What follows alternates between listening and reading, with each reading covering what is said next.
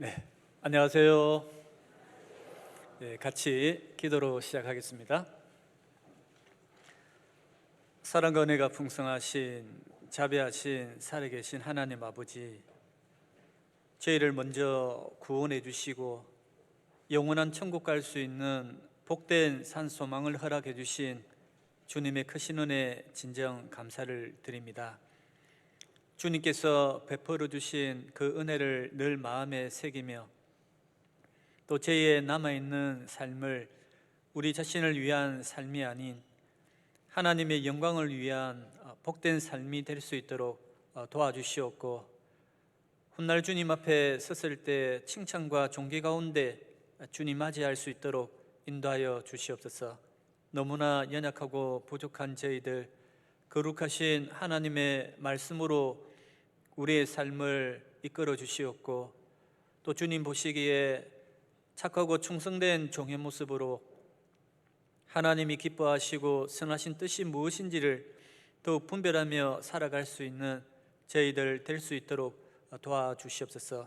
우리 믿음의 식구들 늘 하나님 앞에 합당한 삶의 모습으로 살아갈 수 있도록 말씀으로 늘 붙잡아 주시옵고, 또 우리의 단 한 번뿐인 인생이 주님 보시기에 후회하지 않는 그런 거룩한 삶이 될 수 있도록 도와주시옵기를 간구드립니다.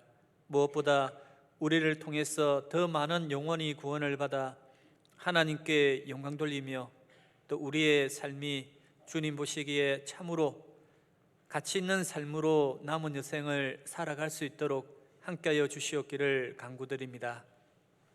특별히 어려운 해외에서 복음을 전가하고 계시는 선교사님들, 또 믿음의 가정들 일일이 기억하여 주시옵고, 주님의 복음을 전가하는 그 사역에 조금이라도 부족함이 없도록 함께하여 주시옵기를 간구드립니다. 오늘 주일을 맞이하여 거룩하신 하나님의 말씀 앞으로 또 저희들 발걸음 인도해 주신 것 참으로 감사를 드립니다. 우리의 심령을 헤아려 주시고 또 성령님께서 우리에게 합당한 말씀으로 교훈시켜 주시는 가운데 하나님의 뜻 가운데 또 한 주를 살아갈 수 있는 귀한 은혜의 시간으로 인도하여 주시옵소서. 마땅히 이 자리에 함께해야 되지만 부득이한 행편으로 함께하지 못한 지체들이 있더라면 각자 있는 곳 가운데서도 하나님이 합당한 은혜를 더하여 주시옵기를 기도드립니다. 특별히 주의 일을 끝까지 잘 감당할 수 있도록 육신의 건강 또한 지켜주시옵고, 육신의 질고 가운데 고통받고 계신 분이 있더라면 주 성령님께서 함께 해주시는 가운데 속히 건강 회복시켜 주시고 또 그 건강을 주를 위하여 살아갈 수 있는 크신 은혜로 함께하여 주시옵기를 기도드립니다. 이 시간 온전히 주님께만 모든 것을 의지하오며 주 예수님 이름으로 기도드렸습니다. 아멘. 구약 성경 말라기 1장을 보겠습니다.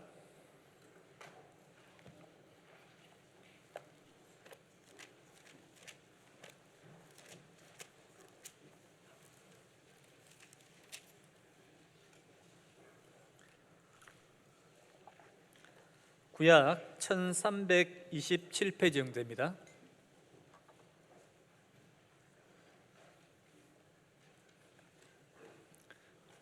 말라기 1장 1절부터 제가 읽겠습니다. 여호와께서 말라기로 이스라엘에게 말씀하신 경고라. 여호와께서 가라사대 내가 너희를 사랑하였노라 하나 너희는 이러기를 주께서 어떻게 우리를 사랑하셨나이까 하는도다. 나 여호와가 말하노라. 에서는 야곱의 형이 아니냐. 그러나 내가 야곱을 사랑하였고 에서는 미워하였으며 그의 상들을 황무케 하였고 그의 산업을 광야의 시랑에게 붙였느니라.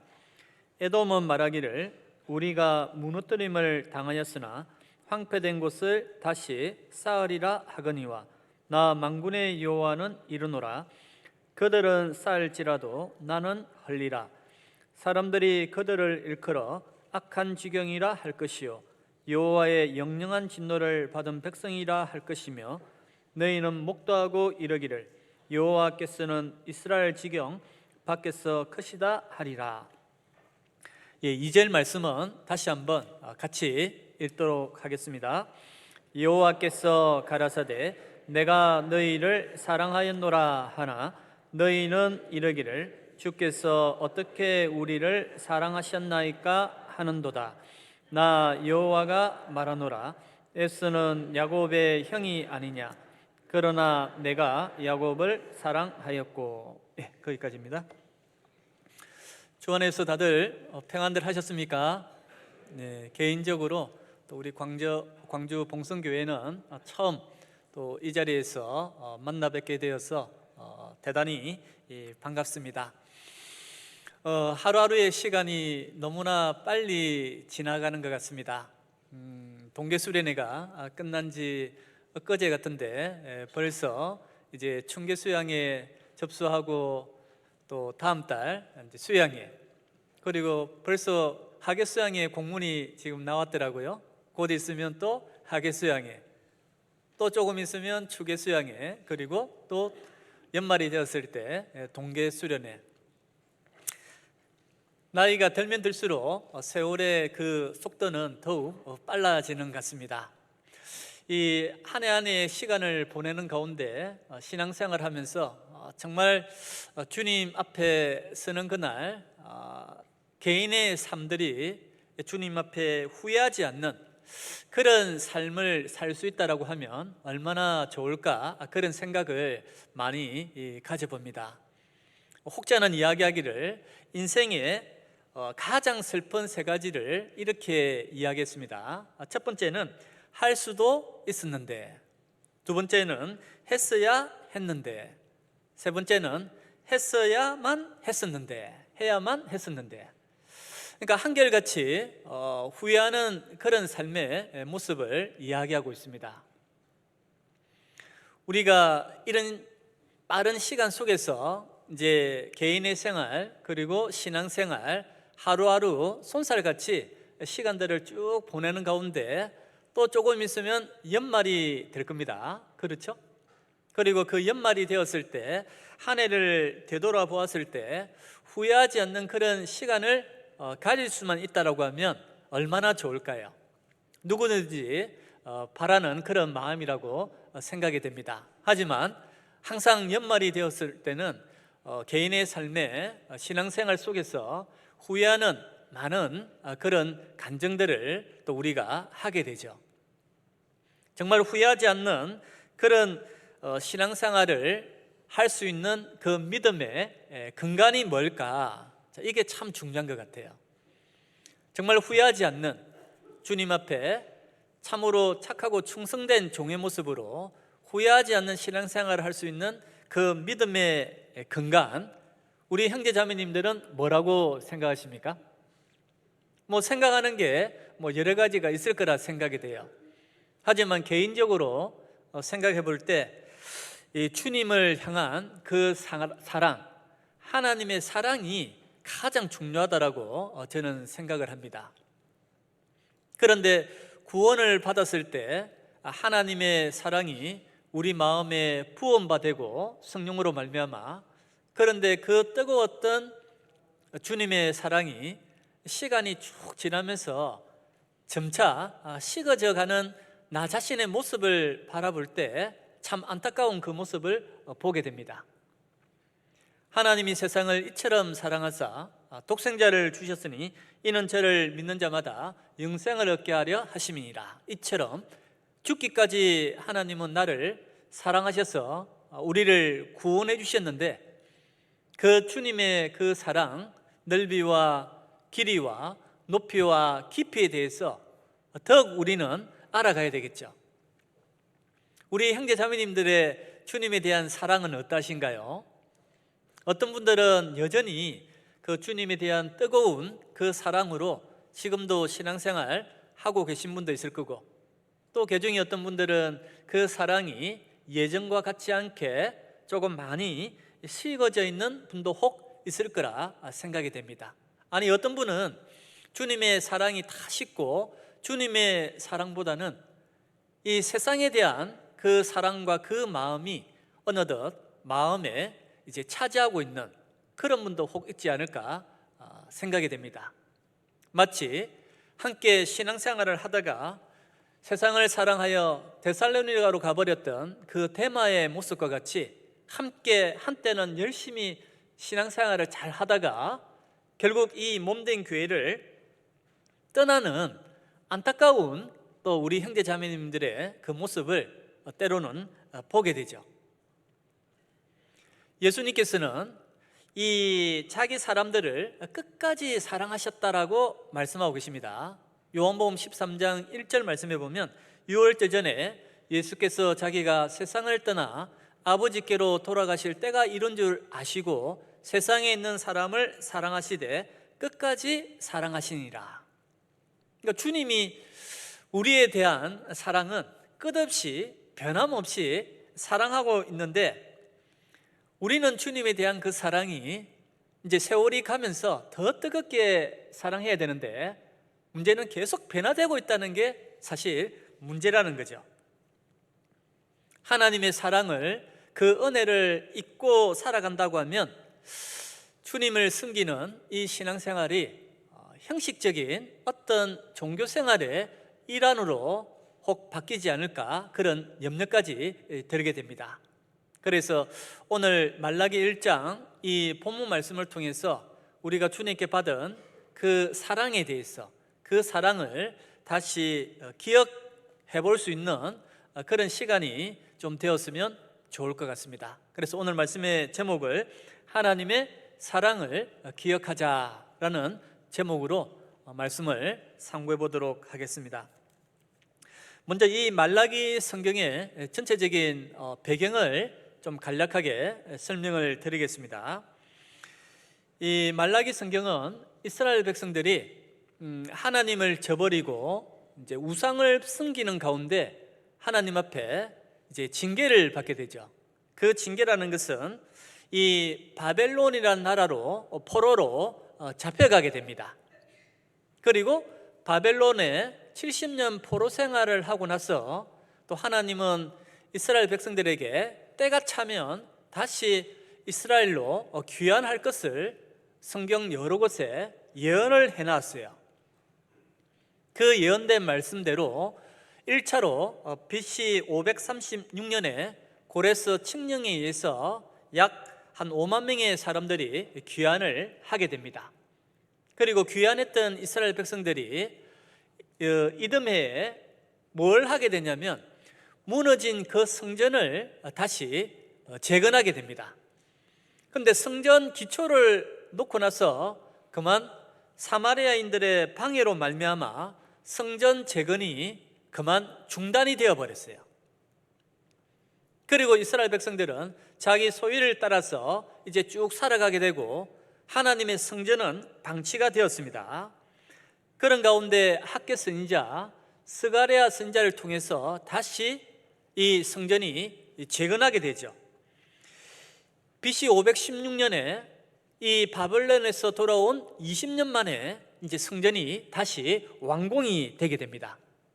그리고 2차로 에스라 선지자가 귀환을 하게 되고, 그리고 에스라 선지자가 하나님의 말씀을, 율법을 다시 가르치게 돼요. 신앙의 개혁의 그 운동이 쭉 일어나게 됩니다.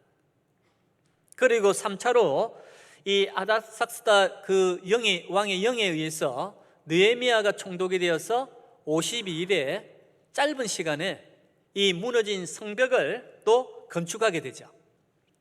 자, 이런 일련의 과정을 쭉 거치는 가운데 이스라엘 백성들은 큰 희망과 포부를 가지고 있었습니다. 어떤 희망을 가지고 있었냐면 그 옛날 학개 선지자가 그 무너진 성전을 재건할 때 성전이 완공이 되면 이스라엘이 가장 부강했던 다윗과 솔로몬 시대에 누렸던 그 영광이 다시 회복될 것이라고 그들은 믿고 있었던 거예요. 자, 본문은 책갈피를 좀 넣어두시고 앞으로 넘겨서 학개서 2장을 한번 보겠습니다. 학개서 2장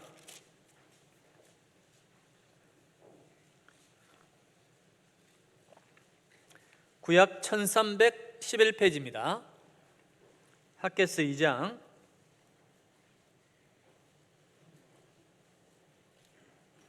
9절 말씀, 학개서 2장 9절 찾으셨으면 같이 한번 읽겠습니다. 이 전에 나중 영광이 이전 영광보다 크리라. 만군의 여호와의 말이니라. 내가 이곳에 평강을 주리라. 만군의 여호와의 말이니라. 이 전에 나중 영광이, 다시 지금 재건하고 있는 이 성전이 영광이 이전 영광보다 크리라. 이전의 영광이라는 것은 바로 다윗과 솔로몬 시대 때 그 누렸던 그 영광보다 더 크게 될 것이다. 자, 그런데 이 말씀 이후에 말라기 시대, 오늘 본문에 나왔던 이 말라기 시대 시간이 어느 정도 흐르게 되냐면 약 한 100여 년의 긴 시간이 쭉 흐르게 됩니다. 자, 그런데 그들에게는 이 영광, 회복의 조짐이 전혀 보이지를 않는 거예요. 그 옛날의 영광은커녕 그들의 상황은 더욱더 힘든 상황 가운데 놓여져 있었습니다. 정치적으로는 바사의 지배하에 그대로 있고, 사회적으로는 불안하고, 그리고 군사적으로는 아무런 힘도 없고, 경제적으로는 병충해로 말미암아 많은 어려운 가운데, 그런 이 말라기 시대 상황에 놓여 있다 보니까 이 유다 백성들은 큰 실망을 이제 하게 된 겁니다.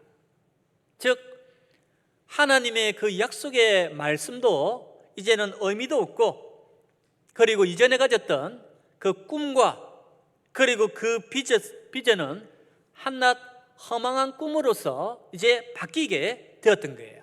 그들의 마음에는 낭망이 가득하게 되었던 겁니다. 더 나아가서 하나님에 대한 그 사랑, 그 사랑에 대한 회의감까지 이들은 가지게 된 겁니다.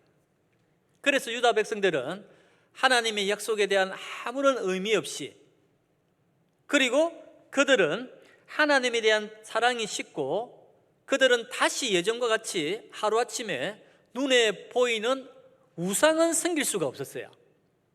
왜 그러냐면 우상 숭배의 그 결과, 바벨론 70년 포로 생활의 경험을 그들은 삶 속에서 뼈저리 경험했기 때문에 눈에 보이는 우상은 섬기지 않았지만, 이런 상황에서 하나님을 섬기는 그 신앙의 모습은 그냥 껍데기만 있는 형식적인 종교 생활의 일환으로 그들은 하나님을 섬기게 되었던 겁니다. 쉽게 말하면 영적인 나태감에 그들은 빠지게 된 거예요. 그래서 하나님께서는 이런 상황 가운데 있는 이 유다 백성에게 말라기 선지자를 통해서 이 이스라엘을 향한 하나님의 그 사랑을 다시 회복하고 하나님이 주시는 축복과 행복을 누리기 위한 그 원하시는 하나님의 사랑의 고백이 이 말라기 성경입니다. 자, 이런 배경을 염두에 두시고 본문을 이제 한 번씩 하나하나 살펴보도록 하겠습니다. 자, 2절 말씀, 말라기 1장 2절.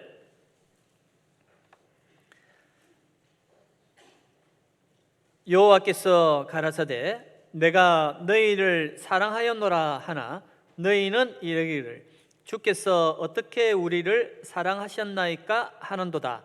나 여호와가 말하노라. 에서는 야곱의 형이 아니냐. 그러나 내가 야곱을 사랑하였고.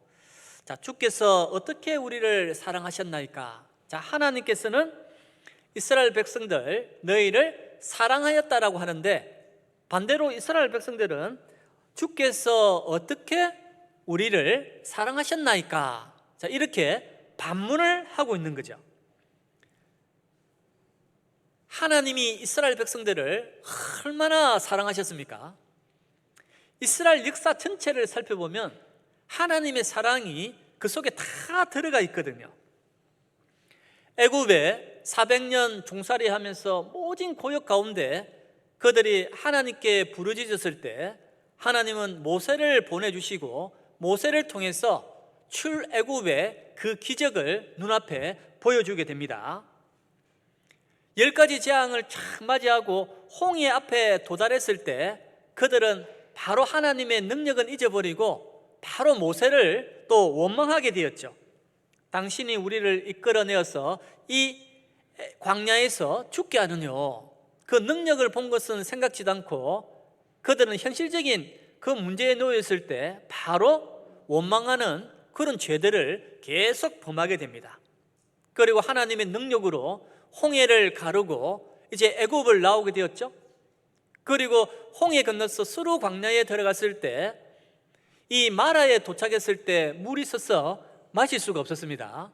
그러자 그들은 또 바로 모세를 원망하게 돼요. 나무 가지를 던져 넣었을 때 그 물을 달게 또 마실 수 있도록 만들어 주셨습니다. 애굽에서 가져 나왔던 그 양식이 다 떨어졌을 때 그들은 또 원망하게 되죠. 하나님께서 매일 만나를 또 내려주십니다. 그리고 이제 만나를 매일 먹다 보니까 이제 질려버렸어요. 애굽에서 먹었던 고기가 생각이 납니다. 또 원망하게 돼요. 메추라기를 코에 냄새가 나도록 또 보내주게 됩니다. 그들은 광야 생활 가운데 물이 없을 때 또 바로 하나님께 원망을 하게 돼요. 그런데 모세가 반석을 쳐서 그들에게 생수의 이 물을 또 공급해 주었습니다. 그리고 이제는 하나님이 약속하신 그 가나안 땅에 들어가서 7족속을 무찌르고 가나안 땅을 이제 믿음으로 정복을 하게 되는데 그들은 하나님을 불신하고 또 정탐꾼을 또 보내게 되죠. 그럼에도 불구하고 결국 하나님은 이 가나안 땅을 정복을 해주게 돼요. 애굽에서 나오는 그 시간부터 해서 가나안 정복까지의 그 모든 일련의 과정은 이스라엘 백성들은 끊임없이 원망과 불평, 그런 범죄에도 불구하고 하나님은 계속 그 사랑을 베풀어 주셔요. 하나님의 은혜와 사랑, 출애굽부터 가나안까지의 입성은 한마디로 끊임없는 하나님의 사랑이라는 것을 우리는 알 수가 있습니다. 자, 신명기 4장을 한번 보도록 하겠습니다. 신명기 4장.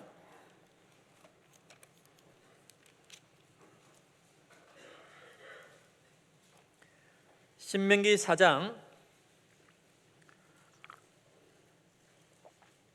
37절,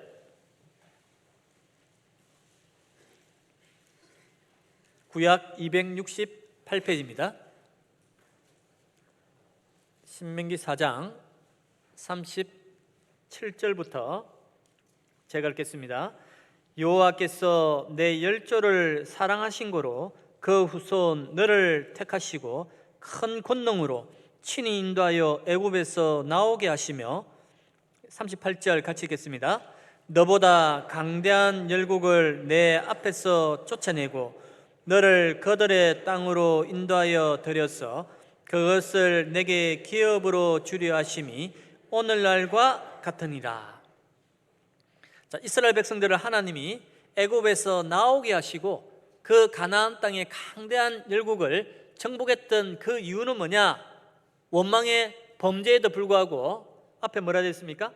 내 열조를 사랑하신 거로 되어 있죠. 그러니까 하나님은 이스라엘 백성들을 전 역사 속에서 끊임없이 그 무궁한 사랑으로 계속 사랑을 베풀어 주셨다는 거거든요. 변함없고 영원한 무궁한 그 사랑. 이 구약 성경에 보면 하나님의 그 사랑, 이스라엘 백성과 하나님의 그 모습을 호세아 성경을 통해서, 호세아 선지자의 모습은 하나님의 모습이고, 그리고 그의 아내는 이 고멜이라는 아주 부정한 여인이에요. 그 여인의 모습을 하나님의 사랑을 저버리고 떠나버리는 그 이스라엘 백성들의 그 모습으로 설명을 쭉 해주고 있습니다. 이 호세아 선지자에게 하나님이 이 고멜이라는 이 부정한 여인과 결혼을 하라고 하는 거예요. 우리 형제님들 한번 제가 질문 드리고 싶습니다. 만약에 결혼 대상자가 아주 좀 부정하고 엄란한 그런 연이라고 하면 결혼할 수 있어요, 없어요? 발음을 똑바로 하십시오. 할 수 있습니까? 없습니까? 제가 안 들리네요. 사실 쉽지가 않지 않습니까? 그런데 믿음으로 이제 순종을 했습니다. 대단하죠? 믿음으로 순종했습니다. 그리고 이제 아들 낳고 딸 낳고 또 아들 낳고 잘 살았어요. 근데 시간이 좀 쭉 지나면서 이 아내가 또 바람이 나버렸어요. 바람 나버렸습니다. 자, 다시 한번 질문 들어갑니다. 자, 우리 형제님들. 자, 그러면 집 나간 바람난 이 아내와 다시 재결합해서 살 수 있습니까? 없습니까? 살 수 있어요? 없어요? 자매님들이 다 대답하시네요. 쉽지가 않겠죠? 쉽지가 않습니다, 솔직하게. 자, 그런데 호세아 선지자는 하나님 말씀에 순종해서 그 바람난 고멜이라는 이 여인을 다시 데려와서 다시 사는 거예요. 이게 무슨 모습입니까? 하나님의 사랑을 끊임없이 받음에도 불구하고 우상을 쫓아 살아가는 그 이스라엘 백성들, 그럼에도 불구하고 또 사랑으로 이끌어주는 거거든요. 그러니까 하나님하고 이스라엘 백성은 줄로 연결이 되어 있어요. 어떤 줄이냐면 사랑의 줄로 연결이 되어 있습니다. 자, 호세아서 11장도 한번 보겠습니다. 호세아서 11장, 호세아 11장, 구약 성경 1266페이지입니다.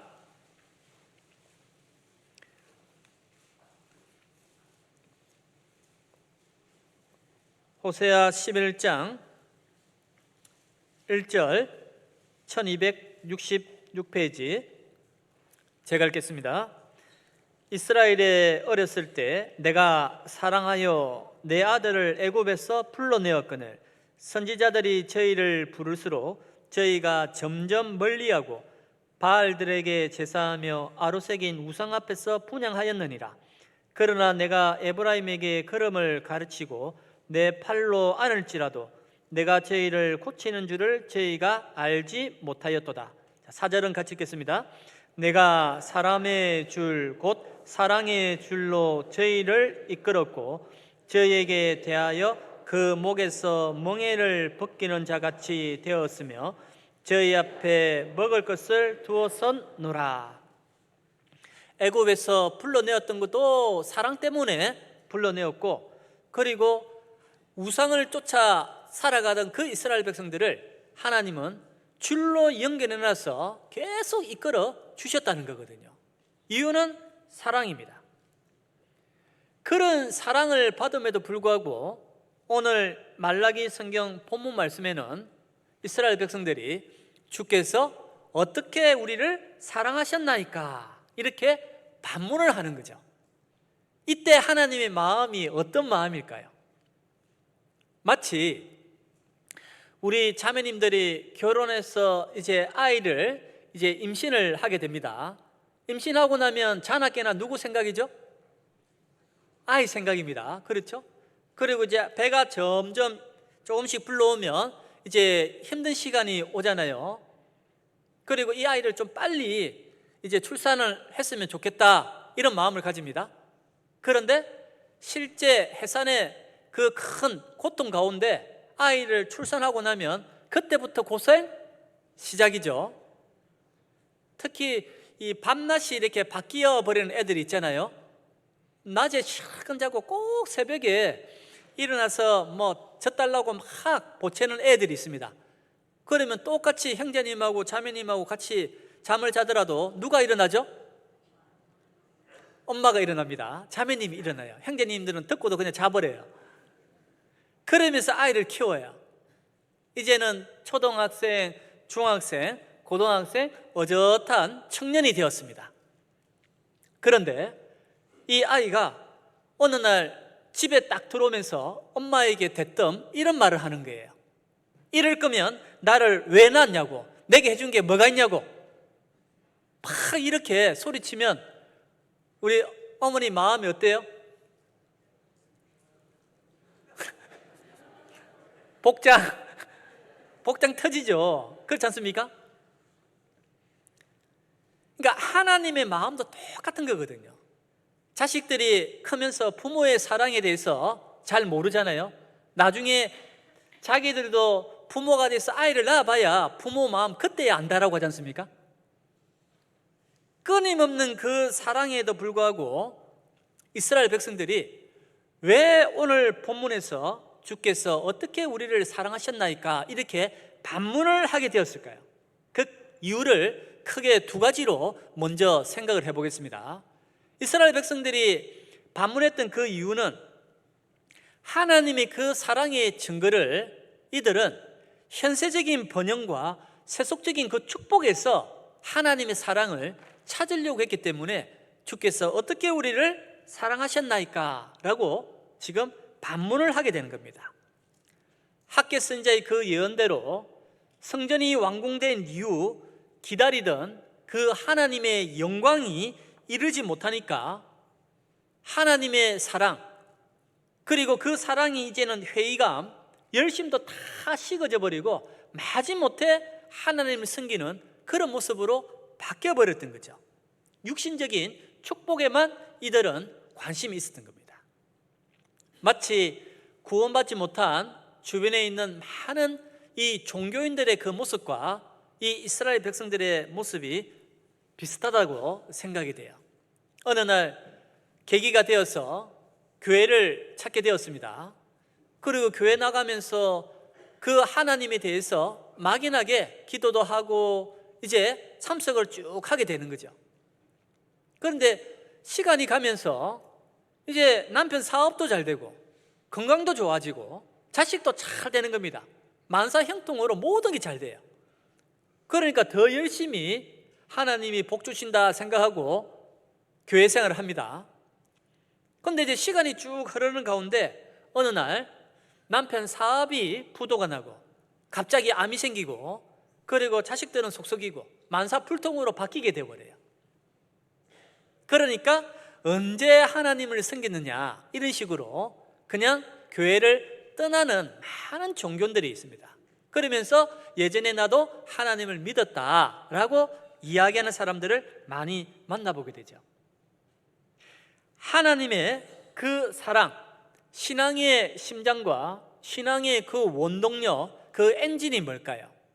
참된 신앙의 원동력은 하나님의 사랑이거든요. 그 참된 하나님의 사랑을 알지 못하면 결국 회의감을 느끼게 되고 그리고 그 현세적인 어떤 번영과 축복에서만 찾으려고 하면 하나님과 점점 멀어지는 가운데 결국 주님 곁을 떠나버리는 안타까운 그 모습을 볼 수가 있습니다. 특히 신앙생활 가운데 처음에 구원받고 너무나 기쁘고 감사하는 마음으로 즐겁게 신앙생활을 쭉 하게 돼요. 그런데 신앙생활을 하다 보면 때로는 교회당을 건축하고 또 교회당 부채를 또 갚기 위해서 또 작정도 하고 여러 물질적인 희생에 대한 그런 부분에 부딪히게 됩니다. 그런 과정 속에 그래도 하나님께서 베풀어 주신 그 은혜를 생각하고 나는 못하지만 우리는 할 수 있다 이런 마음으로 함께 물신양면으로 동참하고 희생을 하게 됩니다. 내가 비록 어렵지만 교회가 잘 되는 길이라면 기꺼이 헌신하는 그리스도인으로 이제 쭉 살아가게 되죠. 그리고 마음 한편에는 어떤 마음이 드냐면 비록 지금은 조금 힘들지만 주님께 순종하고 주를 위해서 헌신하고 살아가기 때문에 분명히 때가 되면 하나님이 회복해 주실 거다라는 믿음이 또한 한편에는 생기게 돼요. 그리고 힘껏 작정도 하고 희생을 합니다. 그런데 시간이 이제 흘러가게 돼요. 1년이 가고 5년이 가고 10년이 갑니다. 그런데 문제는 본인의 그 형편이 전혀 좋아지질 않는 거예요. 오히려 물질적으로 더 궁핍함 속에 빠져갈 때가 있습니다. 문득 마음속에 어떤 생각이 드냐면 내가 이렇게 살아가는 게 맞는가라는 생각이 들어요. 그리고 자녀들은 계속 커가고 물질 들어갈 것은 더욱더 많아지는데 내가 가지고 있는 물질은 점점 더 궁핍해져 버리고 없어져 버리니까 마음에 걱정, 염려가 들어오게 되는 겁니다.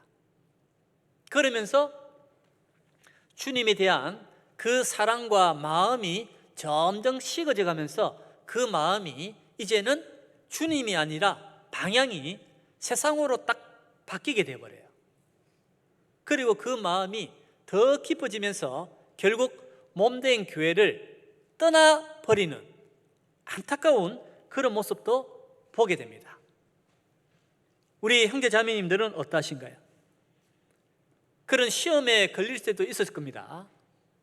그런데 정말 한 가지 생각해야 될 것은 우리의 삶에 당장 이해되지 않는 많은 어려움과 그 고난 가운데 있는 가운데도 결국 주님 앞에 끝까지 가봐야 인생은 우리가 판단할 수가 있는 거거든요. 인생 역전이라는 게 있지 않습니까? 주님 앞에 섰을 때 정말 후회하지 않고, 그리고 분명히 어느 때가 되면 물질적인 부분이 아니라더라도 또 다른 한 부분에서 분명히 주신 축복들이 있거든요. 우리 형제 자매님들 삶 속에서 뭐가 가장 중요합니까? 구원받은 그리스도인들이라면 첫 번째는 무조건 구원이라고 생각합니다. 공감하십니까? 가장 중요하잖아요. 그리고 그 구원에 대한 감사와 은혜를 정말 뼈저리게 혹시 감사하고 구원받는 게 너무 행복하다라고 혹시 경험해 본 적 있으신가요? 물질의 문제가 아니라 정말 죽음의 어떤 상황 가운데 딱 놓여졌을 때 정말 하나님께 구원받은 그 자체만으로 너무 감사하고 행복하다는 것은 경험을 해보면 알 수가 있어요. 그런데 그 경험하기가 쉽지가 않습니다. 개인적으로도 2021년 7월 달에 갑자기 이제 새벽에 운동을 나갔다가 가슴이 탁 막히는 게 딱 사람이 딱 이래서 죽는구나 할 정도로 급성신경경색이 와버렸거든요. 급성신경경색이 뭔지 아십니까? 그냥 죽는 겁니다. 빨리 병원 안 가면 죽는 거예요. 심장이 피가 공급이 안 돼, 혈관이 막혀버린 거거든요. 전혀 생각지도 못한 일이 발생이 되어서 그때 또 코로나 시국이었지 않습니까? 그런데 숨을 못 쉬는 가운데 빨리 그래도 이제 응급실로 내원하게 되었고, 그리고 내원하는 과정 속에 또 정말 감사하게 교회 형제님이 병원에 근무하는 형제님을 출근 시간에 만나게 되어서 응급실로 바로 들어가면서 짧은 시간에 심장 스텐트 시술을 바로 하게 되었거든요. 그때 숨을 못 쉬면서 병원에 들어가면서 딱 생각나는 게 다른 건 전혀 생각이 안 나더라고요. 아, 이렇게 해서 죽는구나. 그러면서 딱 생각나는 게 정말 가족이 첫 번째 생각나더라고요. 가족이 내가 이렇게 죽으면 자매하고 아이들 어떻게 살아갈까, 이 생각이 딱 솔직하게 들더라고요. 그런데 죽음에 대한 문제는 전혀 걱정이 안 되더라고요. 죽으면 내가 천국 가는 것은 뭐 당연한 거고, 그런 걱정은 전혀 걱정이 안 됐습니다. 그래도 다행히 치료를 잘 마치고, 그래서 지금 제가 설교하고 있잖아요. 근데 제가 그 순간을 딱 맞이하면서 정말 감사했던 게, 야, 이래서 구원을 받아야 된다, 이게 너무 좋구나. 죽음의 문제를 뛰어넘어 버리니까 너무 감사하더라고요. 그래서 이 신명기 33장 29절에 있는 말씀처럼 이스라엘이여 너는 행복자로다. 여호와의 구원을 얻은 백성이 누구냐고 했죠? 진짜 구원받은 게 행복하다는 게 이런 뜻이구나 라는 것을 조금 경험해 보게 되었거든요. 물질에 가진 게 없어도 죽음 문 앞에서 보면 구원이 가장 중요하고 행복하다는 것을 바로 알 수가 있는 겁니다. 우리는 구원받은 거 그거 하나만으로도 하나님 앞에 너무나 감사한 거예요. 다른 사람보다 내가 가진 게 조금 없다 하더라도 주님에 대한 그 사랑이 그 물질적인 부분으로 식어져 버리면 안 되는 겁니다. 그걸 우리가 이 본문을 통해서 경계를 해야 되거든요. 그래서 하나님께서는 역사 속에서 에서와 야곱을 들어서 야곱, 이스라엘 너를 내가 얼마나 사랑했냐, 그걸 본문에서 쭉 설명을 해주고 있는 겁니다. 자, 본문 다시 한번 보겠습니다. 말라기 1장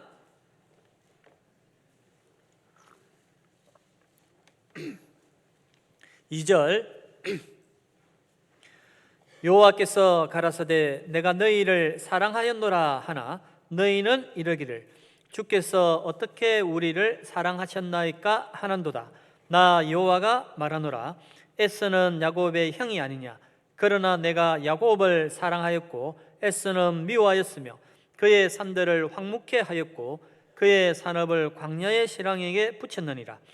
에돔은 말하기를 우리가 무너뜨림을 당하였으나 황폐된 곳을 다시 쌓으리라 하거니와 나 만군의 여호와는 이르노라 그들은 쌓을지라도 나는 헐리라. 사람들이 그들을 일컬어 악한 지경이라 할 것이요 여호와의 영영한 진노를 받은 백성이라 할 것이며 너희는 목도하고 이르기를 여호와께서는 이스라엘 지경 밖에서 크시다 하리라. 자, 이게 2절에 보면 내가, 뒷구절에 보면 야곱을 사랑하였고 에스는 미워하였으며 라고 되어 있죠. 우리가 잘 아는 내용입니다. 형 에스에게서 자기에게 주어진 그 장자의 그 명분을 팥죽 한 그릇에 에스는 야곱에게 팔아버렸습니다. 장자의 명분을 아주 경홀히 여겼던 거죠. 야곱은 장자의 축복을 사모하였습니다. 그 장자의 축복을 선택한 그 야곱을 하나님은 사랑하였다는 거거든요. 근데 문제는 장자의 축복을 빼앗고 바로 야곱은 형 에스가 죽이려고 했을 때 에스의 낯을 피해서 외삼촌 라반 집으로 도망을 가게 됩니다. 도망하는 도중 속에 베델에 도착해서 돌베개를 하고 누워있는 가운데 이 종용한 사람 야곱이 부모의 곁을 떠나서 홀로 가장 고독하고 가장 그 쓸쓸하고 외로운 그 시기에 하나님이 꿈에 나타나죠. 그리고 약속을 해주십니다. 내 자손이 땅에 티끌이 되어서 동서남북에 편만할지며 땅의 모든 족속이 너와 내 자손을 인하여 복을 얻을 것이라. 내가 너와 함께 있어 내가 어디로 가든지 너를 지키며 너를 이끌어 이 땅으로 돌아오게 할지라. 내가 내게 허락한 것을 다 이루기까지 너를 떠나지 아니하리라. 창세기 28장에 하나님이 약속을 해주시죠. 야곱에게 가장 고독하고 가장 힘든 시기, 그때 하나님이 함께 해 주시는 거거든요. 그때 야곱의 마음이 어땠을까요? 정말 하나님이 나를 사랑해 주시는구나, 나는 행복한 사람이구나, 고독할 때 그 마음을 분명히 느꼈을 겁니다. 그리고 이 야곱이 외삼촌 라반 집에서 20년 처가살이 하고 다시 나중에 베델로 올라오는 도중에 야복 강가에서 한 사람과 씨름을 하게 되죠. 그리고 야곱의 이름을 이스라엘로 하나님이 계명해 주게 됩니다. 축복의 사람으로 바뀌게 돼요. 그 이스라엘, 지금 전 세계에서 가장 강대한 나라가 어느 나라입니까? 우리는 너무나 잘 알고 있죠. 그 이스라엘이 지금도 존재하고 있습니다.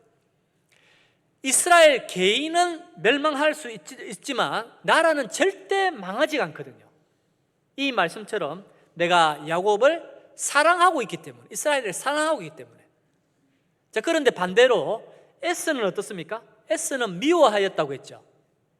에스의 후손이 누구냐면 에돔 민족이거든요. 이 에돔 민족은 바위 틈에 거하는 아주 강대한 민족이었습니다. 그런데 결국 천연 요새 속에 살고 있었던 이 에돔 민족도 결국 BC 312년에 알렉산더의 그 부하에 의해서 나라가 멸망을 당하거든요. 그래서 에돔 민족의 멸망에 대한 성경이 어느 성경에 나와 있습니까? 이런 거 성경 퀴즈 잘 나오는데, 오바댜 성경 있죠? 오바댜 성경이 에돔 민족의 멸망에 대한 말씀이거든요. 그런데 에돔 민족은 나라가 지금 존재하고 있습니까? 없습니까? 나라가 없어요. 그런데 이스라엘은 하나님이 사랑하시기 때문에 지금도 강대한 나라로 존재하고 있다는 거거든요. 그래서 이스라엘 백성들은 하나님의 사랑을 육신적인 현세적인 번영과 축복에서 찾으려고 했기 때문에 첫 번째, 주께서 어떻게 우리를 사랑하셨나이까? 자, 이렇게 반문을 하게 된 겁니다. 그리고 두 번째 반문의 이유는 하나님의 사랑을 마음에 늘 새겨야 되는데 이스라엘 백성들은 하나님의 사랑을 잊고 살아가 버렸어요. 자, 예레미야 2장을 한번 보겠습니다. 예레미야 2장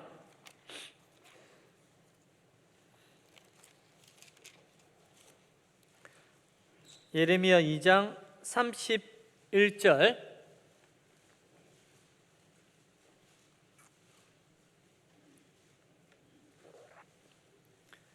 구약 1053페이지입니다. 예레미야 2장 31절 제가 읽겠습니다. 31절 너희 이 세대여 여호와의 말을 들어보라. 내가 이스라엘에게 광야가 되었었느냐 흑암한 땅이 되었었느냐 무슨 연고로 내 백성이 말하기를 우리는 노였으니 다시 주께로 가지 않겠다 하느냐 처녀가 어찌 그 폐물을 입겠느냐 신부가 어찌 그 고운 옷을 입겠느냐 오직 내 백성은 나를 잊었나니 그 날수는 계수할 수 없거늘. 자, 이 말씀에 보면 이스라엘은 하나님을 광야 그리고 흑암의 땅으로 생각했습니다. 하나님을 가까이 했을 때는 풍요로운 땅, 흑암한 땅이 아니라 광명의 땅이 되는데 하나님을 멀리 하니까 흑암한 땅, 광야가 되어버리는 거거든요. 자, 그러면서 32절에 보면 처녀가 어찌 그 폐모를 입겠느냐 신부가 어찌 그 고운 옷을 입겠느냐.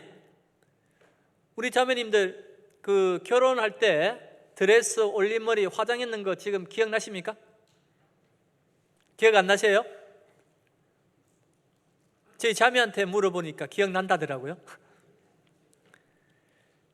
일생에 한 번 있는 그 결혼식의 그날을 잊지 않죠. 있는 사람은 없습니다.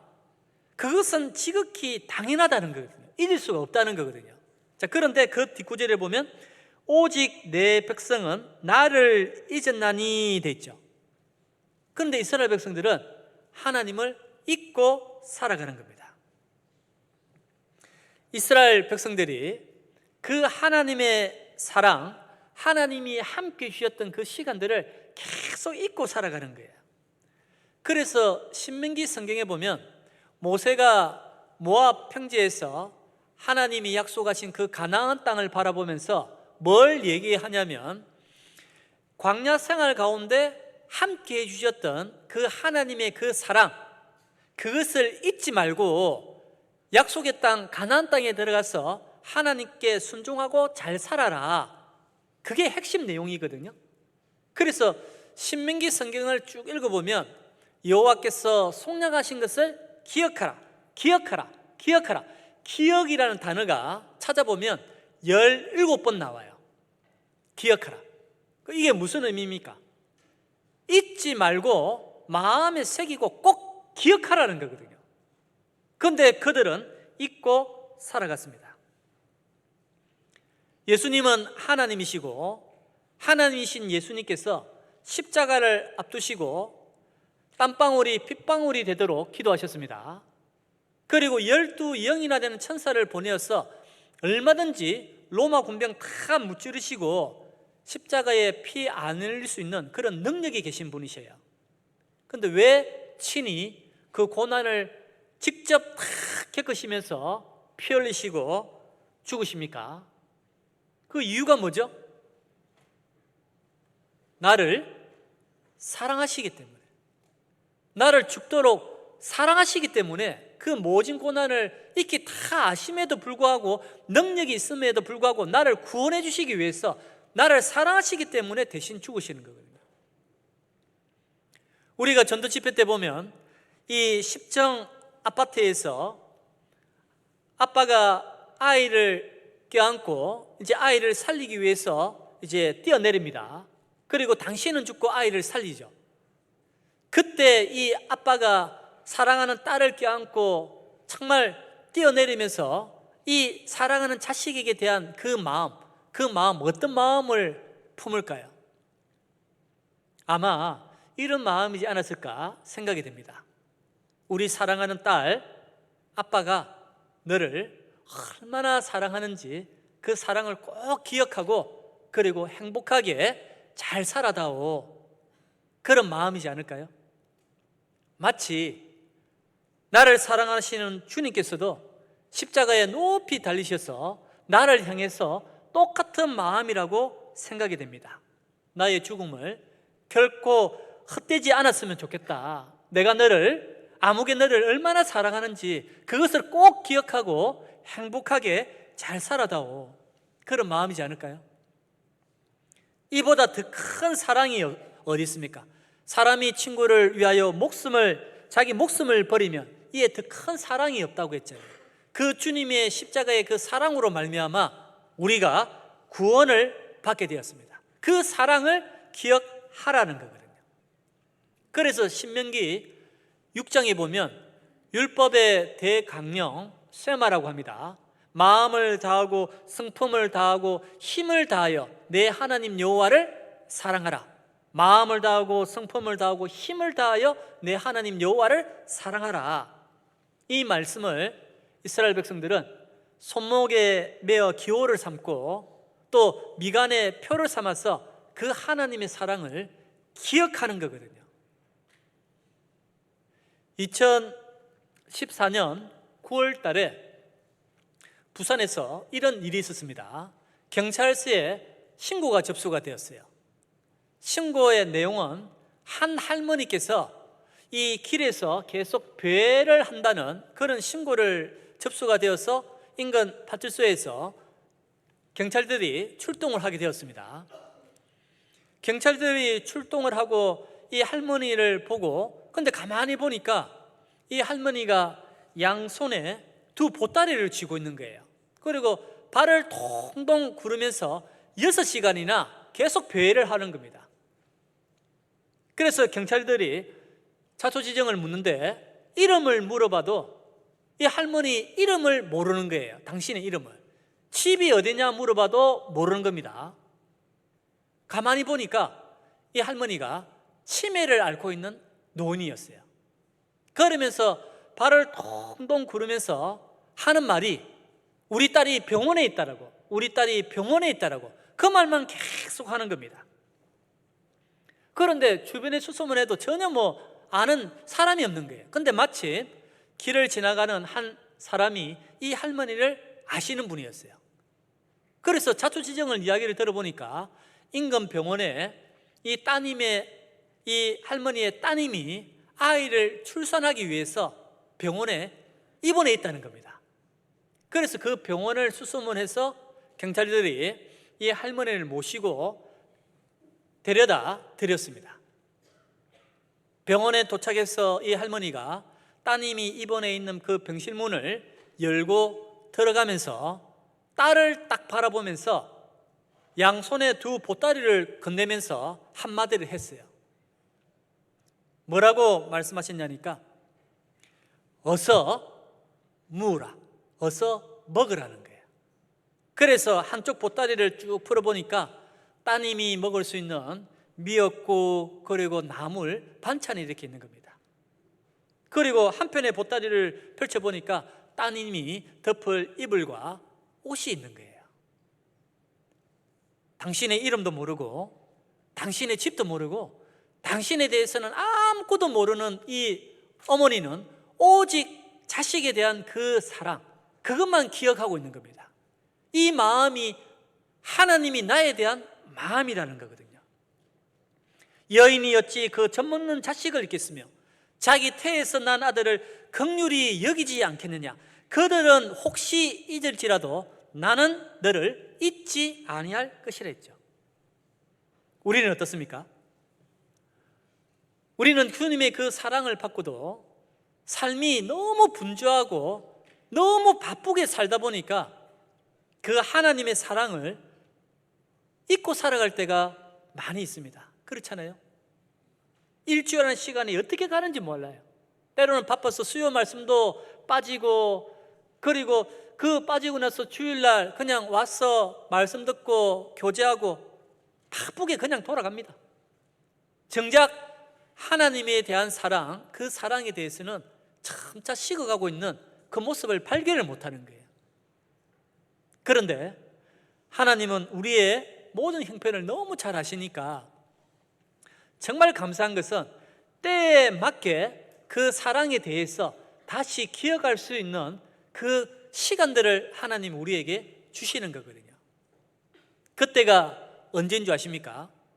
하나님의 사랑을 정말 기억할 수 있는 그 시간, 그 때가 언제냐면 전도 집회 기간이 사실 하나님의 사랑을 기억할 수 있는 그 때라는 것을 첫 번째 우리가 기억했으면 좋을 것 같아요. 우리가 한 가지 알아야 될 것은 전도 집회를 하는 목적이 뭡니까? 다 한결같이 이루어져 있는 영혼 전도하는 게 목적입니다. 다 그래 이야기해요. 물론 맞죠. 하지만 한 가지를 간과하고 있다는 겁니다. 그게 뭐냐면 내 자신을 위한 집회라는 것을 잊고 살아간다는 거예요. 그게 무슨 의미입니까? 주님에 대한 사랑, 잊고 살아가는 그 사랑에 대해서 다시금 생각하고 그 사랑의 그 근간으로, 그 원동력으로 주님을 또 힘있게 섬기며 전도하며 살아갈 수 있는 그 기회라는 것을 단지 잊어버리고 그냥 이루어져 있는 영혼 전도하는 데만 그냥 하고 있는 거예요. 특히 앞에 있는 임원들은 집회가 많을 때마다 마음에 여러 가지 짐이 됩니다. 육신적으로도 피곤하고 힘든 시간이 있어요. 그런데 그 봉사의 그 손길 가운데 먼저는 주님에 대한 사랑을 정말 다시금 생각하고 우리가 전도하고 이렇게 살아갈 수 있는 그런 시간들이 꼭 되었으면 좋을 것 같습니다. 그리고 그 사랑으로 정말 천하보다 귀한 그 영혼들 한 영혼 한 영혼 전도해야 되죠. 그런데 그 영혼 전도하는 게 여러분 쉽습니까? 어렵습니까? 구원받았다 하더라도 교제까지 딱 안 차가는 게 이게 정말 쉽지가 않습니다. 갈수록 그런 것 같아요. 때로는 그 영혼을 전도하기 위해서 계속 인도하지만 결실이 잘 맺히지 않는 그 결과를 바라볼 때 마음에 낙심이 될 때도 많이 있습니다. 그런데 낙심이 드는 것은 당연하거든요. 우리가 잘 아는 갈라디아서 6장 9절 말씀에 보면 우리가 선을 행하되 낙심치 말지니 피곤하지 아니하면 때가 이름에 거두리라라고 말씀하고 있죠. 그러니까 낙심이라는 것은 들어올 수가 있는 겁니다. 그런데 중요한 것은 낙심이 들어오더라도 피곤하지 아니하면, 다른 연역본에는 포기하지 아니하면 되어 있거든요. 낙심이 되더라도 포기라는 것은 있을 수가 없는 거죠. 포기하지 않고 힘들지만 끝까지 주님 의지해서 쭉 나아가다 보면 때가 되면 분명히 선을 이룰 수가 있습니다. 그런 예들은 너무나 많거든요. 예전에 서울중앙교회에서 이제 원례를 한번 참석하게 되었습니다. 그런데 원래 참석하는 가운데 한 자매님이, 지교회 자매님이 나와서 간증을 쭉 하시는데 개인적으로 너무나 은혜가 되었어요. 이 자매님이 초등학교 때 담임 선생님을 통해서 복음을 이제 듣게 되었답니다. 그리고 어린 학창 시절 교회를 가고 싶은데 교회를 갈 수가 없는 거예요. 그 이유는 부모님이 성당에 다니기 때문에 교회는 안 된다는 거예요. 그런데 이 자매님이 중학교를 가면서 계속 연결이 되어서 교회 생활을 하고 싶은데 교회를 어떻게 나오냐면 거짓말을 하고 나오는 겁니다. 아침에 도서관 다녀올게요라고 교회를 오는 거예요. 사실 자녀들이 거짓말하면 부모님 다 압니까 모릅니까? 다 압니다. 우리 학생들 속이면 안 돼요. 다 알아요. 그런데 이 자매님이 학창 시절을 그렇게 보내는 겁니다. 그리고 이제 어젓한 고등학교, 그리고 어젓한 대학생이 되었어요.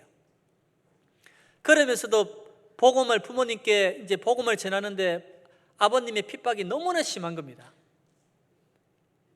핍박 가운데서도 이 자매님이 신앙을 포기하지 않는 거예요. 그런 가운데 이제 청년의 교제를 마치고 늦은 시간 귀가하면 이 아버님이 화가 나니까 어떨 때는 이 집 문을 열어주질 않는다는 겁니다. 그러니까 밖에서 홀로 있어야 되는 거예요. 이제 또 보면 엄마 마음이 또 그렇잖아요. 그러니까 어머니가 차 키워주면서 차 안에 가 있으라고. 그러면 자매님은 차 안에서 이제 시간을 보내는 겁니다. 그런데 어느 날 차 안에서 차창 밖을 이렇게 쭉 창밖을 보고 있으니까 밝은 달빛이 이렇게 쫙 빛이 들어요. 근데 그 달빛을 보고 있으니까 문득 2000년 전에 겟세마네 동산에서 땀방울이 핏방울이 되도록 기도하던 예수님이 생각이 나더라는 겁니다.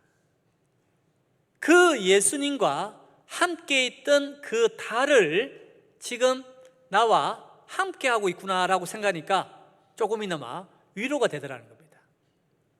그리고 당신의 소원은 첫 번째는 부모님들 구원이겠죠. 그러면서 본인 방에 우리 교회 달력 거는 게 소원이었다고 합니다. 그런 소원을 가지고 있는 가운데 학창시절 부모님이 사업을 하시다가 사업이 어렵게 되고 결국 이제 다 정리하고 이제 서울 쪽으로 이사를 하게 되었답니다. 근데 학교가 밑지방이었기 때문에 자매님이 이제 교회 자매님과 자취를 같이 하게 되었대요. 그러면서 소원이 이루어졌답니다. 교회 달력을 딱 걸게 됐대요. 그리고 대학을 졸업하고 직장 생활을 하면서 월급을 타면 그 월급을 다 부모님에게 다 드렸대요. 그리고 용돈을 받아서 생활을 하셨답니다. 그러면서 계속 말씀을 들어보자라고 전도를 하셨대요. 그런데 부모님이 가만히 생각하니까 분명히 이상한 교회라고 들었는데, 이상한 교회에 있었으면 이 월급 같은 거 돈 다 교회 다 갖다 바치고 이렇게 잘못돼야 되는데 전혀 그렇지가 않거든요. 그런 가운데 이 부모님들이 말씀을 듣게 되었답니다.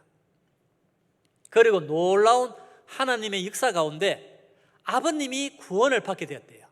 아버님이 구원받았는데 그때가 자매님이 구원받고 13년 뒤에 아버님이 구원받고 아버님이 경기도 인근 지역에 이제 교구장님으로 봉사를 하고 계신다라고 간증을 하시더라고요. 그러면서 어머니가 말씀을 들었는데 구원을 못 받으셔서 기도 부탁한다는 그런 간증이었습니다. 그런데 그 뒤에 간증이 개인적으로 너무나 은혜가 되었거든요. 그 내용이 이런 내용입니다. 어느 날 이 아버지 형제님과 교제를 하게 되었대요. 교제의 내용이 이렇게 따님이 이제 이야기를 했답니다. 아빠, 성경에 보면 많은 믿음의 인물들이 나와 있는데 나는 천국 가면 가장 먼저 예수님, 그리고 사도 바울, 다윗 이런 믿음의 인물들을 만나고 싶다라고 이야기를 하셨대요. 그러면서 아빠는 천국 가면 누구를 가장 먼저 만나고 싶냐라고 질문을 했답니다. 그러자 이 아빠께서 딸에게 이런 말을 했대요. 아빠는 천국 가면 가장 먼저 우리 사랑하는 딸을 만나고 싶다라고 그렇게 이야기를 했답니다. 우리 사랑하는 딸. 우리의 소망이 뭡니까? 우리의 소망은 정말 사랑하는 가족이 구원을 받고 그리고 천국에서 다시 만날 수 있는 그 소망이 있기 때문에 우리가 이 복음을 포기할 수가 없잖아요. 다른 사람은 혹 포기한다 하더라도 우리 사랑하는 가족만큼은 포기할 수가 없죠. 왜 그렇습니까? 사랑하기 때문에. 핍박이 있고 힘든 그런 시간이 있다 하더라도 포기할 수가 없는 겁니다. 하지만 피곤하지 아니하면 때가 이루매 거두리라, 그 말씀처럼 그 약속이 분명히 이루어진다는 그런 믿음으로 우리가 계속 전도를 해야 되는 거거든요. 그 핍박 속에서도 주님이 나와 함께 하시기 때문에 또 18일부터 보니까 집회가 계획되어 있더라고요. 많은 분들이 기도 부탁하고 확정자도 이렇게 나오는데 정말 많은 분들 함께해서 구원을 받고 하나님께 영광이 되고 또 우리에게 정말 신앙을 회복하고 하나님의 사랑을 다시 기억할 수 있는 그런 뜻깊은 대전도 집회가 되었으면 좋겠습니다. 그래서 이스라엘 백성들은 그 하나님의 사랑을 받음에도 불구하고 현세적인 번영과 축복에서 그 사랑의 증거를 찾았고, 그리고 그 하나님의 사랑을 잊고 살아갔기 때문에 주께서 어떻게 우리를 사랑하셨나이까, 이렇게 반문을 하게 된 겁니다. 그리고 이들은 하나님의 사랑을 잊고 살아가니까 삶 속에 이런 특징의 삶의 모습이 쭉 나타나게 되었어요. 어떤 삶의 모습이 있냐면, 하나님을 중심에 이제 있는 것이 아니라 이 마음 중심에 하나님을 경외하는 마음이었고, 물질이 마음의 중심이 되어서 살아가는 겁니다. 이게 하나님의 사랑을 잊고 살아가는 사람들의 특징이거든요. 자, 본문을 다시 한번 보겠습니다. 말라기 1장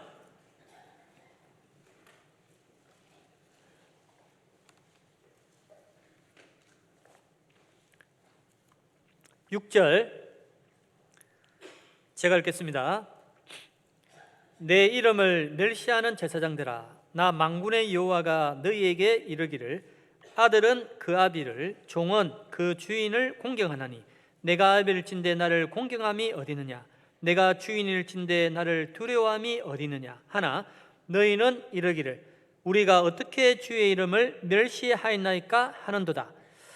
자, 여기 보면 아들은 그 아비를, 종은 그 주인을 공경하나니, 이것은 지극히 마땅한 거지 않습니까? 그런데 이스라엘 백성들이 하나님을 경외, 하나님을 공경하고 하나님을 두려워하는 그 마음이 없는 거예요.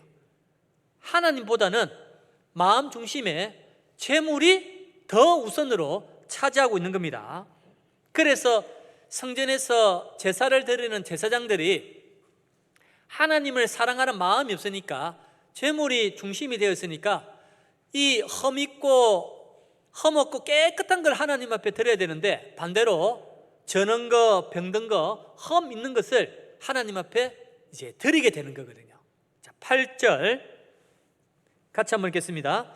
만군의 여호와가 이르노라, 너희가 눈먼 희생으로 드리는 것이 어찌 악하지 아니하며, 저는 것, 병든 것으로 드리는 것이 어찌 악하지 아니하냐. 이제 그것을 너희 총독에게 드려보라. 그가 너를 기뻐하겠느냐, 너를 간합하겠느냐. 자, 저는 거, 병든 거, 그거 너희 총독에게 한번 드려봐라. 총독이 그거 기쁘게 받겠느냐? 하물며 총독도 그거 기쁘게 안 받는데 만군의 여호와 하나님이 그거 받겠느냐. 그러니까 성전에서 제사의 중심이 되는 제사장들이 이 마음 중심에 하나님을 사랑하는 그 마음이 없으니까 죄물이 중심이 되어 있고, 그런 이 성전의 부패의 온상이 되어버렸어요. 그리고 그 부패로 인해서 백성들은 마땅히 하나님 앞에 드려야 될 11조와 헌물, 이것들을 아주 경홀히 여기면서 하나님을 섬기고 있는 겁니다. 이 모습이 정말 마음 중심에 하나님을 사랑하는 그런 마음이 없을 때 이런 모습으로 쭉 나타나는 거거든요. 마음을 다하고 성품을 다하고 힘을 다하여 내 하나님 여호와를 사랑하라. 그 하나님을 참으로 경외하는 그 표가 뭐겠습니까? 참으로 사랑하는 표. 말라기 3장 넘겨서 8절을 한번 보겠습니다. 말라기 3장 8절, 사람이 어찌 하나님의 것을 도둑질하겠느냐. 그러나 너희는 나의 것을 도둑질하고도 말하기를 우리가 어떻게 주의 것을 도둑질하였나이까 하도다. 이는 곧 11조와 헌물이라. 참으로 하나님을 사랑하는 경외하는 그 표가 뭐냐면 11조거든요. 11조라는 것은 마음을 하나님 앞에 드리는 겁니다. 이 말라기 성경이 말하려고 하는 이 사랑은 하나님을 참으로 경외하는 그 사랑을 말하고 있거든요. 그래서 이스라엘 백성들이 하나님의 사랑을 잊고 살아가 버리니까 마음 중심에 재물이 중심이 되어 살아가고, 그리고 또 한 가지는 하나님 앞에 이제 제사 드리는 것, 그것조차 아주 범패스럽게 귀찮게 이렇게 이제 생각을 하게 되는 거거든요. 자, 1장을 13절을 한번 보겠습니다. 말라기 1장 13절. 13절 만군의 여호와가 이르노라 너희가 또 말하기를 이 일이 얼마나 번패스러운고 하며 코스하고 토색한 물건과 저는 것 병든 것을 가져왔느니라. 너희가 이같이 헌물을 가져오니 내가 그것을 너희 손에서 받겠느냐 여호와의 말이니라. 자, 이스라엘 백성들이 하나님의 사랑을 잊고 살아가니까 이제는 이 일이 얼마나 번패스러운고 하고 코웃음 짓대 있죠. 번패스럽다 뜻이 어떤 의미냐면 번거스럽고 귀찮다는 거예요. 그러니까 이 하나님을 경외하는 마음과 하나님을 사랑하는 그 마음이 없으니까 이제는 소명의식조차도 없이 제사장들이 그냥 의무감에서 즉 생계의 수단으로 하나님 앞에 제사를 드리는 겁니다. 그러니까 아주 귀찮게 여겨지는 거예요. 우리 형제 자매님들 어떻습니까? 내가 구원받고 하나님을 섬기는 일이 아무 유익이 없습니까? 내가 말씀을 읽고 그리고 기도하고 교제에 나오고 영혼 건지는 일이 혹시 귀찮고 번패스럽다라고 혹시 여겨지시는가요? 만약에 그런 마음이 있다라고 하면 내가 하나님의 사랑을 지금 너무 잊고 살아가고 있구나, 그렇게 생각을 하셔야 됩니다. 요나단이 다윗을 어떻게 사랑했습니까? 요나단은 다윗을 자기 생명같이 사랑했다고 했거든요. 자, 그 내용을 잠깐 보겠습니다. 사무엘상 18장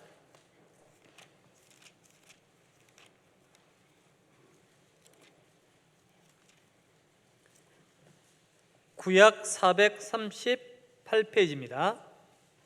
사무엘상 18장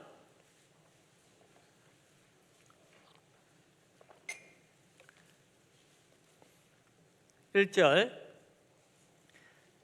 다윗이 사울에게 말하기를 마치매 요나단의 마음이 다윗의 마음과 연락되어 요나단이 그를 자기 생명같이 사랑하니라. 그날에 사울은 다윗을 머무르게 하고 그 아비의 집으로 다시 돌아가기를 허락지 아니하였고 3절 같이 읽겠습니다. 요나단은 다윗을 자기 생명같이 사랑하여 더불어 언약을 맺었으며. 자, 요나단의 지위와 신분과 다윗의 신분은 분명히 다릅니다. 요나단은 왕자고 다윗은 일개 목동이었습니다. 거기에다가 나이 차이도 요나단하고 다윗의 나이 차이가 엄청 많거든요. 약 30세 정도 차이가 나요. 왜 그러냐면 사울이 왕이 될 때 40세였습니다. 이때 요나단의 나이가 약 한 20세 정도 되거든요. 이 사울이 80세에 죽게 됩니다. 그러니까 80세에 죽었으니까 이 요나단이 60세 정도 되겠죠. 그리고 다윗이 30세에 왕이 되거든요. 그러니까 나이 차이가 한 30세 정도 차이가 나요. 거기에다가 신분도 다릅니다. 그런데 이 두 사람의 마음이 이 1절 말씀에 보면 요나단의 마음이 다윗의 마음과 연락되었다, 하나가 딱 되었다거든요. 나이 차이도 이렇게 많고 신분도 다른데 어떻게 두 사람의 마음이 한 마음과 같이 딱 될 수가 있었을까요? 사랑하기 때문에 요나단은 다윗을 자기 생명같이 사랑했기 때문에 마음이 하나가 딱 되는 거거든요. 사실 우리 형제자매님들 이때까지 살아왔던 어떤 환경, 나이, 구원받은 연수 다 다릅니다. 어떻게 보면 우리는 하나 될 수 없는 사람들이에요. 하지만 우리가 어떻게 하나가 될 수가 있을까요? 주님의 십자가 아래 있을 때 그 사랑으로 말미암아 우리는 다 하나가 될 수가 있거든요. 우리는 영적인 한 가족입니다.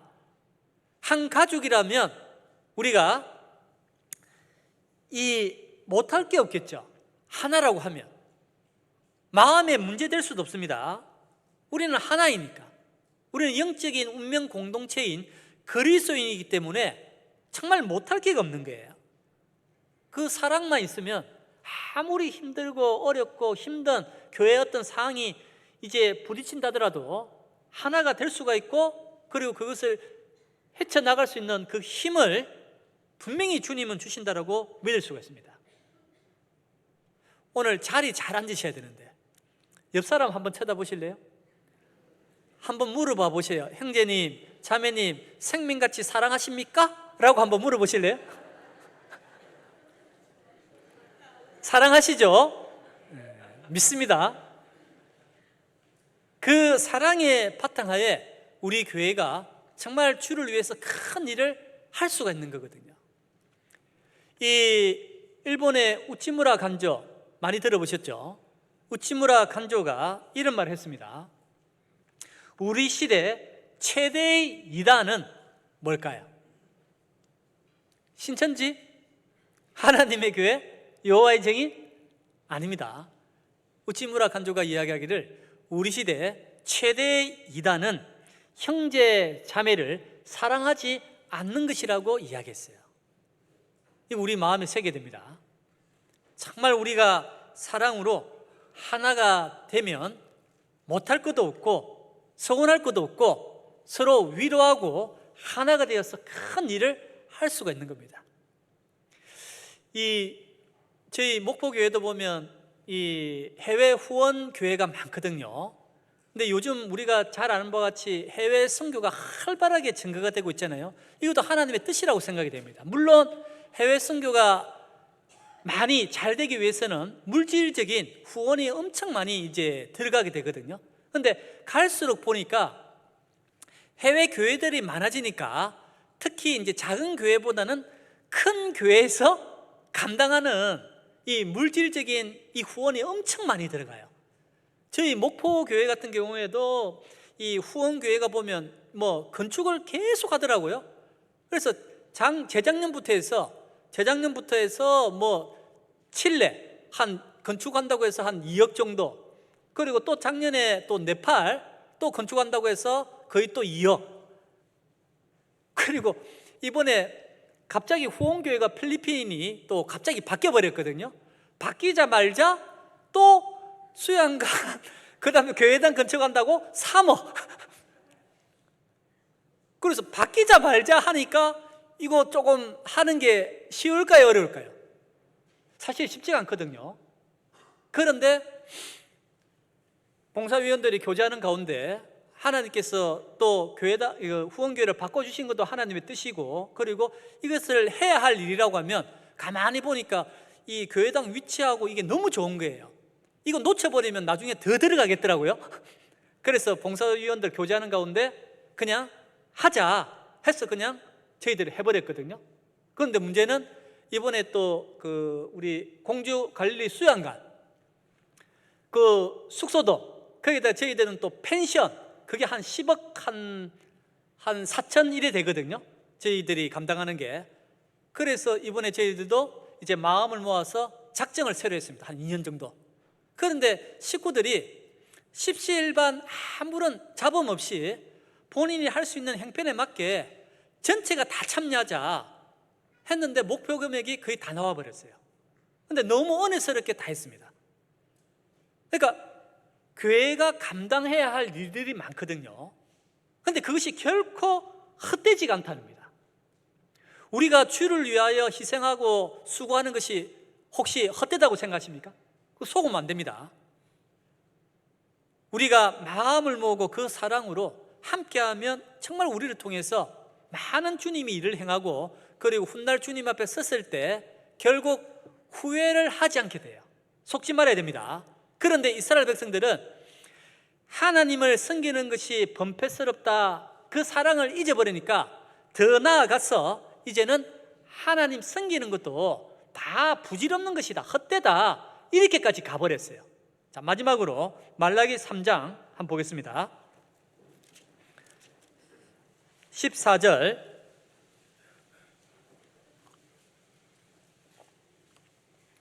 말라기 3장 14절